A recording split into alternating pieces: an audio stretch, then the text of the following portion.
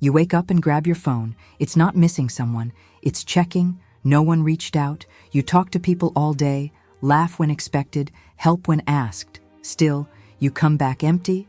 The problem isn't lack of love. That's what you were told. The problem is needing attention, to feel alive. You try to fix it by giving more, texting first, accepting less than you deserve, and the loneliness grows.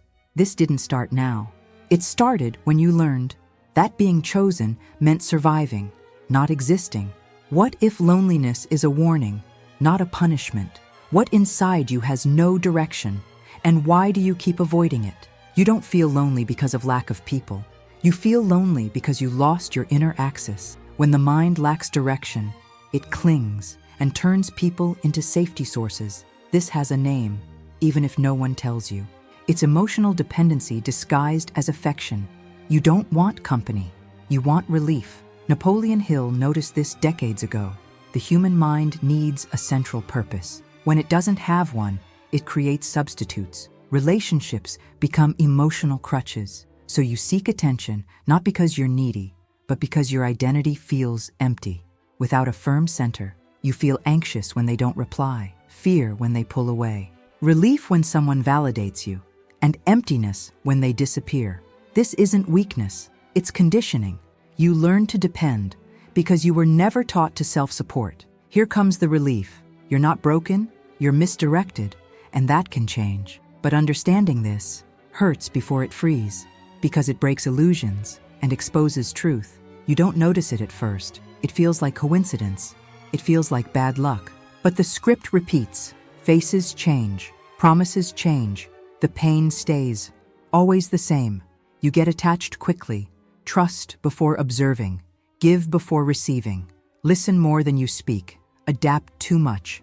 Explain too much. Stay quiet too much. And call it normal. You call it intensity, emotional maturity, true love, but it's fear in disguise, fear of not being chosen, fear of not being enough, fear of being drawn to distant people again, people who delay, people who confuse, people who don't commit. That hooks you, that activates you, that addict you, and you don't know why.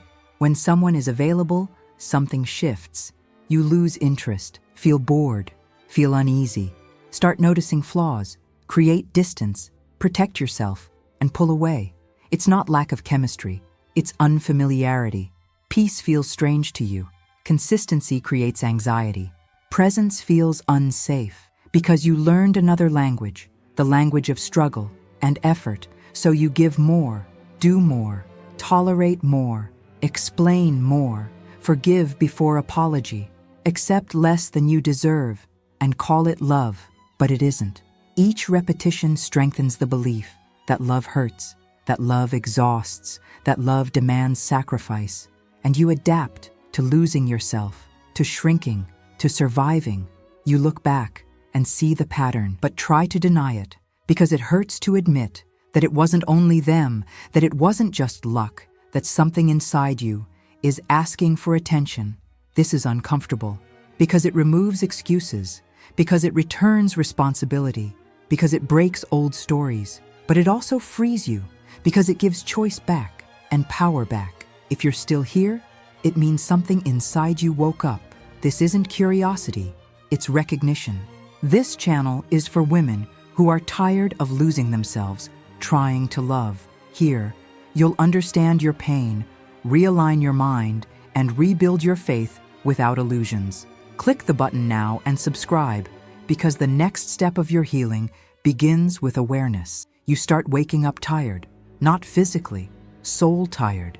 Everything feels like effort, replying to messages, smiling on dates, explaining obvious feelings, draining. You feel a constant emptiness, not clear sadness, but lack of meaning. Nothing lasts long, not people, not work, not distractions. Everything fades. You slowly abandon yourself, cancel desires, delay boundaries, swallow discomfort, to not lose anyone, but you lose yourself, quietly, again. Loneliness becomes routine. You get used to it, make jokes, say you're strong, that you're fine alone, but it hurts. You look around, admitting hurts, and don't recognize yourself. So you stay silent. Life moves forward. You survive, without excitement, without real presence, just function, automatic. The feeling of not belonging grows. In groups, in relationships, even in family. You are there, but not whole. Something stayed behind, calling you. You try fixing it by loving more, being better, more understanding, more available, but it doesn't work. It never did. It only sickened you. You know, you also try closing off, building walls, acting indifferent, but it hurts the same, because it's not protection, it's fear, and fear isolates, always. Loneliness starts defining you. That's just who I am. I prefer being alone. Relationships are exhausting. You believe it, repeat it, absorb it, and shrink. But here is the trap. You were not born lonely. You adapted to avoid more pain. That adaptation has a cost. Daily, quietly. Loneliness isn't solved by overthinking or understanding everything. It dissolves through inner action, small, concrete, repeated. It starts today, now. First step, stop offering yourself without invitation. Don't over-explain, don't anticipate. Observe who approaches, who sustains presence, who stays. Silence. This rewires your mind, because the brain learns through experience. When you stop chasing connection, the nervous system slows down, anxiety decreases, neediness loses power, and something aligns, gradually. Second step, create a daily anchor, a commitment just for you. Same time, same place. No phone, no distraction.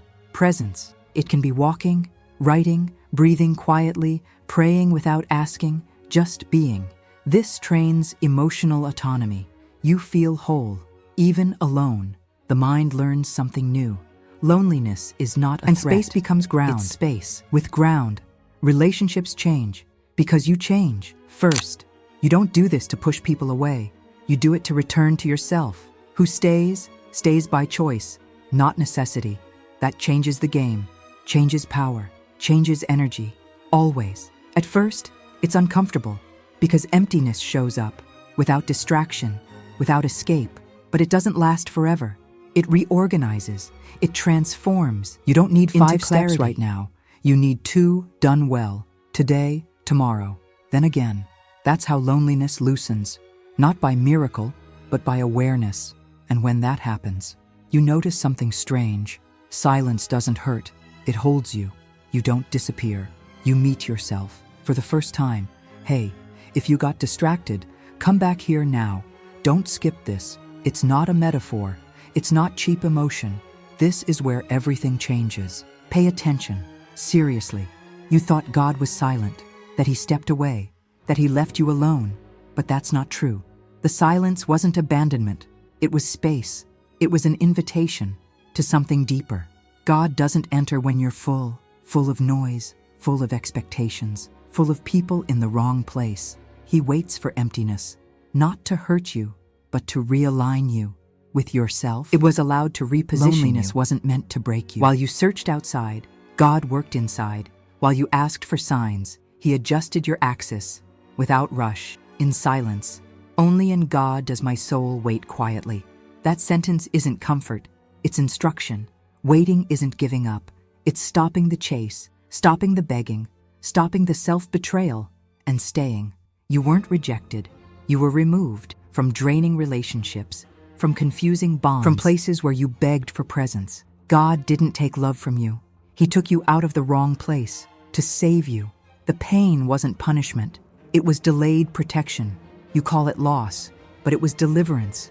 You call it emptiness, but it was sacred space where something new is born, without noise. When you stop and don't escape and don't fill the void and don't chase, something shifts. Faith stops being talk and becomes ground. Inside, you begin to feel peace, not excitement, not emotional highs. Peace, a strange peace that doesn't depend on texts or human promises, only presence. Here you understand. God wasn't teaching you to wait for someone. He was teaching you to remain within yourself. Loneliness wasn't the end. It was the hallway between who you were and who you are becoming. You don't wake up different overnight. Nothing magical happens. No one suddenly appears, but something has changed. You no longer abandon yourself. You observe. You respect yourself. Silence, Loneliness still exists, but it doesn't rule you. It doesn't scream, doesn't accuse, doesn't humiliate. Now it informs, shows limits, shows truth. You stop chasing, stop begging for presence, stop over-explaining, stop shrinking. And that's scary, because dynamics shift, responses change, everything changes. Some people walk away, and it hurts, but it doesn't destroy you, because you understand. It wasn't connection, it was dependency. It wasn't love, it was fear. Others come closer, without effort, without games, without confusion. At first, it feels strange, but you stay, because now you can hold your own presence. You no longer need to prove worth, or deserve love, or be emotionally useful. That truth reorganizes. You exist, your mind, and your faith is enough. Psychology gave you clarity, faith gave you ground. Together, they free you. You see the pattern, and choose differently. Even with fear, even slowly, loneliness doesn't disappear. It transforms, becomes space, becomes listening, becomes discernment. You don't run from it anymore. You walk through it with awareness. You return to the beginning, to the wounded version of you, who promised not to feel, not to need, not to depend. And you tell her, you can rest now. I'm here. You didn't lose love. You gained direction. You weren't abandoned. You were redirected. And that changes destiny, not by chance, but by choice. If this message resonated with you, subscribe to our channel now.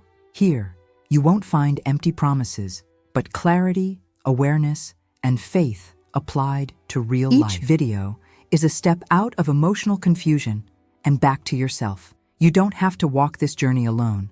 Click subscribe and keep walking with us. If you made it to the end of this video, comment, "I choose awareness." This simple act is a commitment to your healing.